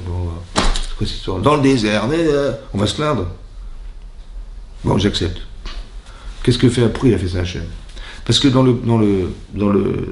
les gens qui sont partis d'Israël, d'Égypte, pardon, il y avait des espions de Paro. Rachid nous ramène ça du Midrash. Des espions. Pourquoi? Parce qu'ils m'ont dit qu'ils vont partir à 3 jours, ils vont revenir. Donc j'ai envoyé des espions pour être sûr qu'ils vont revenir. C'est ça qu'il a fait Paro. Ouais. Et les espions ont dit, mais attendez, ça fait 3 jours. Il faut rentrer en Égypte, là. Moshe dit, mais attendez, on n'est pas assujetti à qui que ce soit. Hein. Nous, Hachem, il nous a dit de sortir d'Égypte, on sort d'Égypte. Quand il nous décidera de dire, on repartira. Mais là, on fait ce que Hachem nous dit, parce que Paro veut. Et là, ils ont commencé à s'énerver. Et là, les Israéliens ont frappé, etc. Il y en a qui sont morts, et il y en a qui sont sauvés. Parmi les espions, ils sont repartis en Égypte. Et là, ils ont dit à Paro, vous savez quoi, ils sont à 2 jours de marche. Ils reviennent vers nous. Et là, c'est là qu'il y a eu un déclic. En fait, il a fait ça à Hachem pour que Paro, il ait un déclic et devoir nous retrouver, ça va? Et c'est là qu'il a regretté de nous avoir laissé partir, et c'est ça qui a provoqué chez lui le désir de nous reprendre, ça va? Et donc il court. Paro, il crive. Paro, il vient, il arrive à convaincre son armée, il prend les meilleurs. Ils n'avaient pas envie d'y aller, hein. Ils ont dit, bon, on va se faire massacrer. Mais non, vous allez voir, on a gagné. Je vais vous payer, je vais vous donner des primes sur ce que vous allez faire. Et il les a convaincus. Et ils sont partis nous rejoindre, ça va? Et Paro, quand il est arrivé devant nous, normalement, le roi, il se met en queue de peloton. Et là, il s'est mis devant. Et tout le monde va suivre. Je me mets devant, tout le monde va suivre. Paro, il crive. Il se rapproche. Vaïsouenem, les Israéliens ont levé les yeux, ils ont vu Paro arriver, ils ont commencé à crier, ils ont commencé à se plaindre. Mais qu'est-ce qu'on a été faire de sortir d'Égypte? Ils ont été voir Moshe Rabbeinu, mais on aurait préféré, Tov Lanu, on aurait préféré des esclaves souffrir en Égypte que de mourir dans le désert. Quand il manquait des cercueils là-bas pour qu'on meure ici, voilà ce qu'ils ont dit. Et donc, ils ont crié vers Hachem, ils ont prié vers Hachem. Ça va? Vous savez ce que dit le Midrash Rabbah? Il dit Paro, il crie. Paro, il s'est rapproché. Midrash dit, il a rapproché le cœur des bénis Israël vers Hachem. Et ils ont prié. Ça va? Mais moi, ce que je vois, c'est que Paro, il veut nous tuer. En fait, il faut voir, c'est une façon de voir. Donc, le constat de ce que je vis, où je dis non, en fait, ça va provoquer chez moi le désir de me rapprocher d'Hachem. Je vais demander de l'aide. Ça va? Comment ça se comprend? Alors, le machal, dans le Midrash, il y a marqué un machal. Un machal, c'est-à-dire une parabole. Qu'est-ce qu'il y a marqué là-bas? Une fois, le roi, il se promenait, comme ça raconte le Midrash, et un roi qui se promenait dans la campagne, il entend des cris de femmes, une femme qui crie au secours. Donc, il envoie son armée, il envoie ses soldats, il envoie la police, et puis il s'avère que madame, elle s'est faite brigander par des par des voleurs. Ouais, et elle crie au secours, et donc ils ont arrêté, la police a arrêté les brigands, ils ont mis en prison. Et monsieur le roi, il va voir cette dame, il dit, qu'est-ce qui s'est passé, madame? Il dit, voilà, j'ai des voleurs qui ont voulu me voler, et tout ça. Il dit, mais qui vous êtes? Je dis, bah, je suis une princesse. Ah bon, d'où ça? Comment? Il dit, ah bon, bah venez, venez, je vous amène au palais. Il commence à discuter avec elle, il s'attache à elle, à cette femme, il s'attache à elle. Mais elle ne s'attache pas à lui, hein, donc bon. Et qu'est-ce qui se passe? Et elle s'en va. Et lui, il est comme ça, il est comme un fou, il dit, mais je vais la retrouver, cette femme, elle est où? Et puis elle lui téléphone jamais, elle lui parle jamais. Bon. Qu'est-ce qu'il a fait, le roi? Il a envoyé des brigands chez elle. Et elle a crié au secours, et il a envoyé la police, et ils l'ont sauvée. Et après, il est venu la voir, il dit, qu'est-ce qui s'est passé? Il dit, voilà, il y a des brigands. Il dit, je voulais vous dire, les brigands, c'est moi qui les ai envoyés. Il dit, pourquoi vous avez fait ça? Il dit, je voulais juste écouter votre voix. Vous avez compris ça? Ça, c'est le mashal. Donc, le nimshal, c'est quoi? C'est qu'Hachem, il a fait exprès d'envoyer Paro pour qu'on l'appelle. Il avait langui notre voix. Vous avez compris ce que ça veut dire? Ça veut dire qu'Hachem, il voulait absolument qu'on le retrouve. Vous avez compris ça? Ça veut dire que la prière, c'est pas une solution pour nous débarrasser de nos problèmes. C'est pour se rapprocher d'Hachem. Moi, je croyais que la prière, c'était une solution. C'est le médicament. C'est pas ça. La prière, elle est là pour, en vérité, nous permettre de retrouver Hachem. Vous avez compris ce que c'est Hachem? C'est-à-dire que la émouna qu'on a eue en sortant d'Égypte, elle a suffi pour nous sortir d'Égypte. Mais elle ne va pas suffire pour recevoir la Torah. Alors Hachem, il va t'envoyer Paro pour que tu lui demandes de l'aide. Ça va? Et tu vas encore plus te rapprocher de lui. Et là, la mer va s'ouvrir. Et là, tu vas voir le couloir de la mer qui s'ouvre. Et tu cours dans le couloir. Et Paro et son armée te suivent. Et tu cours, ils vont nous rattraper. On dit, ah ouais. Et là, Hachem, il renverse la mer sur les trucs, ouais, sur les Égyptiens. Ils meurent tous. On a vu Met al-Sefatayam, mais on a fait la Shira. Et là, il y a marqué, Vayaminu B'Hashem, Uv Moshe Avdo. Ils ont cru en Dieu et son serviteur Moshe. Mais on était déjà croyants, déjà. C'est quoi, ils ont cru en Moshe et en Hachem? Non, en vérité, on a encore un autre niveau de croyance. Lequel niveau de croyance? Écoutez bien ce que je vous dis. Vous avez vu qu'Hachem, il a dit, je ne vais pas les envoyer en Pélishtim. Pourquoi? Parce qu'ils vont faire la guerre, ils vont retourner, ils vont brousser chemin. Ça va? Qu'est-ce que fait Hachem? Il envoie Paro. Oui? Qu'est-ce qu'on a dit à Moshe Rabbeinu? Mais qu'est-ce qu'on a été faire de sortir d'Égypte? Hein? Voilà, il arrive maintenant. On va tous mourir là. Il manquait des cercueils là-bas pour qu'on soit obligé d'en faire ici, j'ai pas compris. Mais j'aurais préféré rester un esclave là-bas que de mourir dans le désert. C'est ça qu'ils ont dit, oui? Vous avez compris ou pas? Qu'est-ce qu'ils ont dit? Ils ont dit ce qu'Hachem avait prévu. Pourquoi il nous a fait faire un détour? Alors que nous, on était sûrs de nous, hein, parce qu'on a dit, mais il a dit, mais si je vais leur faire la guerre, ils vont tellement trembler, ils vont retourner en Égypte. Mais c'est exactement ce qu'ils ont dit. Vous comprenez ce que j'ai trouvé? Ça veut dire que ce qui nous est arrivé, c'est la thérapie de mon problème. Et j'ai dit ce qu'il avait pensé. Mais moi, je sais pas ce qu'il pense. Mais tu le sais maintenant, tu sais que tu étais à un niveau de faiblesse que tu n'avais même pas envisagé, hein, mais tu le sais maintenant. La preuve, c'est que quand ils sont arrivés, tu étais comme ça, tu as tremblé comme une feuille. Ça veut dire qu'il y a une différence entre la croyance et la capacité d'accepter la croyance. Il faut que tu aies du courage, il faut que tu sois forte, il faut que tu aies des convictions, il faut que tu sois sûr de toi, il faut que... Vous avez compris ça? Ça n'a rien à voir, ça, avec... Vous avez compris ça? Ça n'a rien à voir avec une croyance simplement religieuse. Et bien sûr qu'il faut croire en Hachem, évidemment. Mais est-ce que tu es en mesure de réaliser cette avodat Hachem? Alors ça dépend de ton charisme, ça dépend de ta force. Mais là, il faut que tu saches que tu n'es pas forcément très forte ou très fort. Alors on t'envoie des expériences de vie pour que tu saches. C'est-à-dire que le test que fait Hachem, il n'est pas pour dire, ah tiens, on va voir comment elle va réagir madame, et monsieur comment il va réagir. Non, c'est pas pour qu'il sache, parce qu'il sait tout Hachem. Il voit, l'instant où je vous parle, il voit la fin des temps déjà. Donc il n'a pas un problème de savoir. Par contre, il veut faire savoir. Il veut faire savoir où t'en es. Ça va? Donc il t'envoie par haut, regarde comment tu réagis. Mais il y a des gens qui vont t'explainer, il y en a qui ont prié.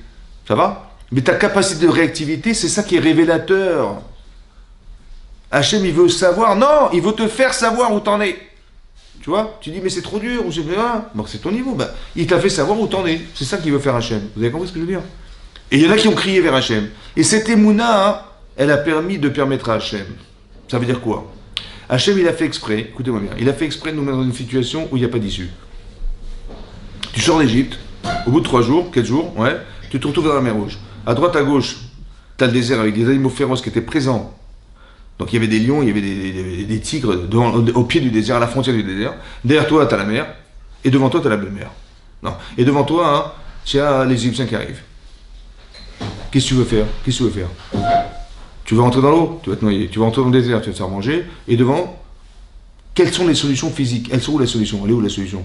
Vous en avez une, vous? Hein? Non. Oui? Oui, mais la physique, physique. Il y en a une ou pas? Non. Donc Dieu, il veut nous massacrer, quoi. Ben, soit tu meurs de noyer, soit tu meurs mangé par les animaux sauvages, soit tu meurs de la guerre. Il veut nous tuer. C'est ce qu'ils ont cru, en fait. Mais est-ce que c'est logique? Ben non.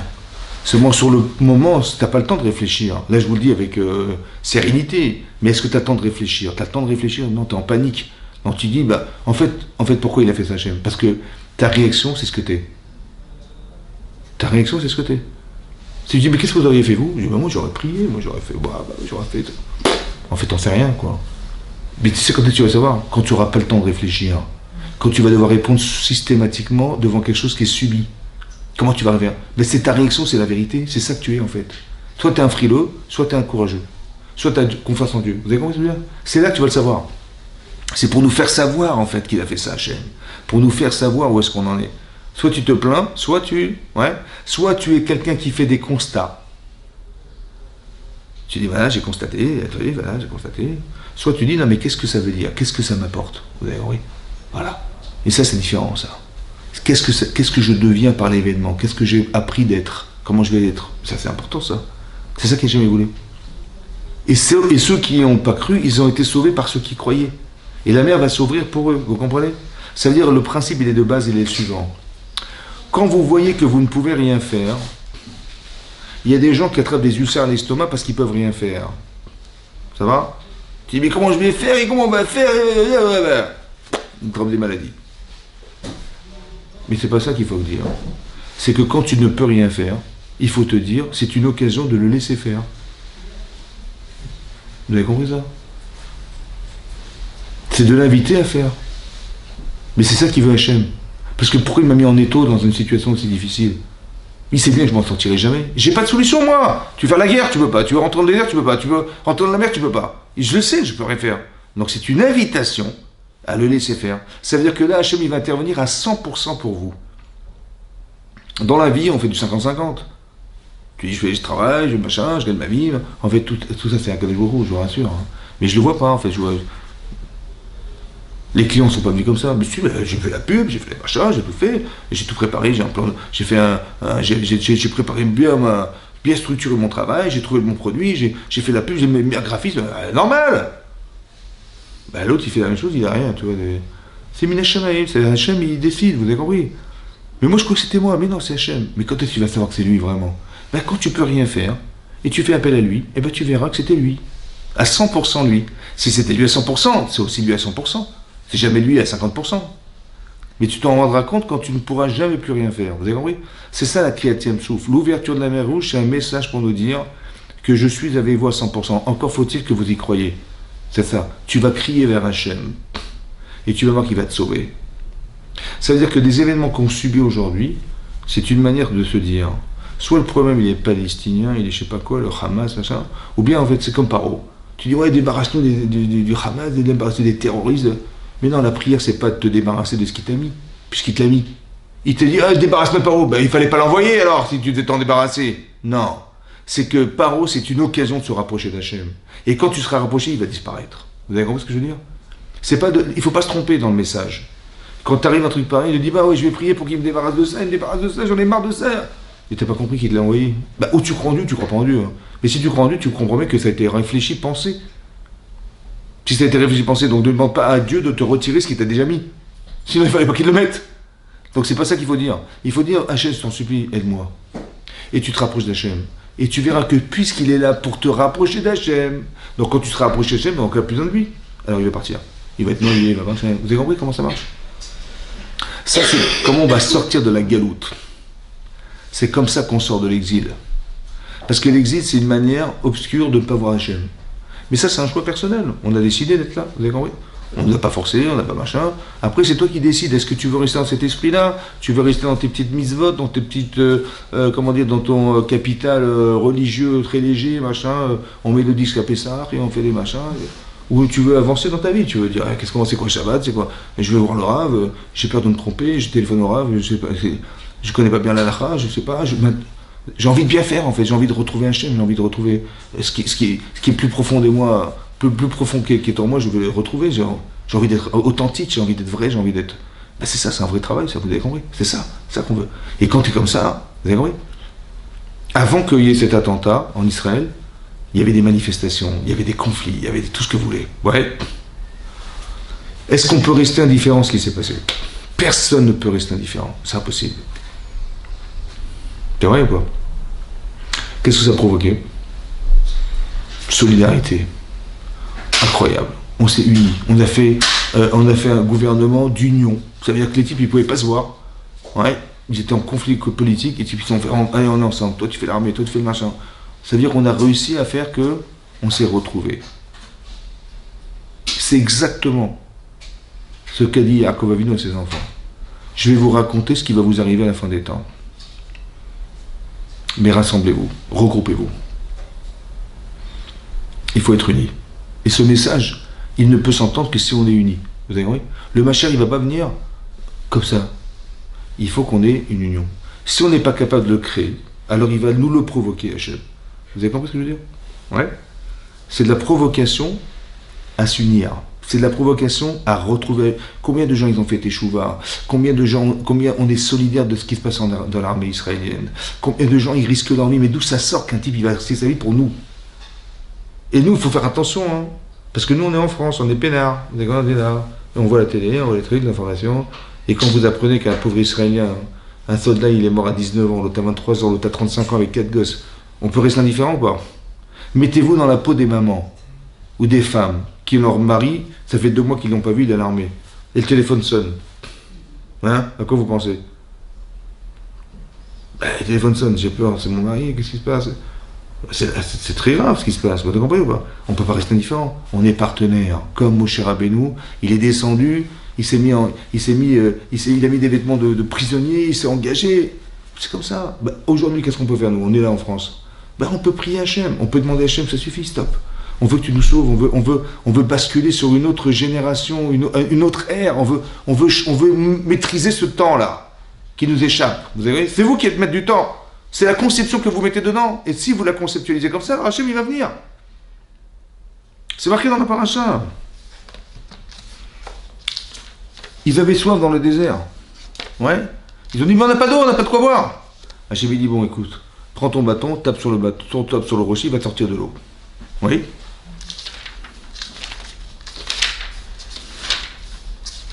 Je vous lis ce qui est marqué, hein. Marqué comme ça. Il est marqué Veikra, marqué comme ça. Il dit Omed Lefanecha, Shama Latsour. Donc moi, dit Hachem, je me tiens devant toi, devant le rocher. Bachorev, donc dans l'endroit de Chorev, c'est le Arsinaï, le mont Sinaï s'appelle Chorev. Veikita Batsour, et tu frapperas le rocher. Veyetsu Mimenu Maïm, et sortiront de l'eau. Les chatahav, et ils boiront, le peuple boira cette eau. Donc il va faire un truc incroyable, que du rocher sortira de l'eau.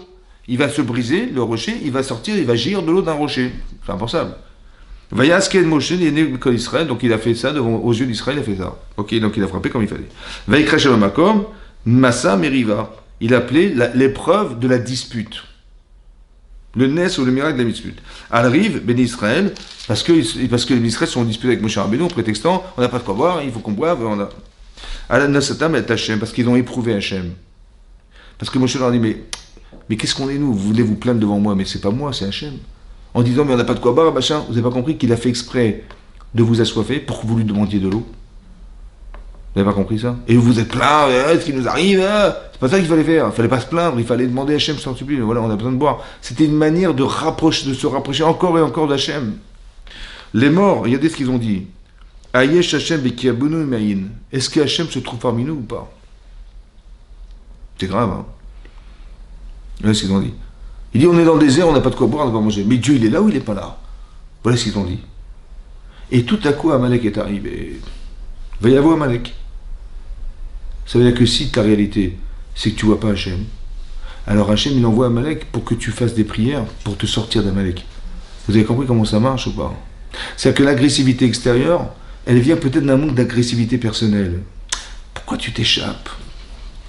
Pourquoi tu dis, mais il est où Dieu? Pourquoi tu fais des constats? Voilà ce qui m'arrive. Essaie de comprendre que tout ça, ça a un sens. Essaie de comprendre que ça peut que t'aider. Ouais.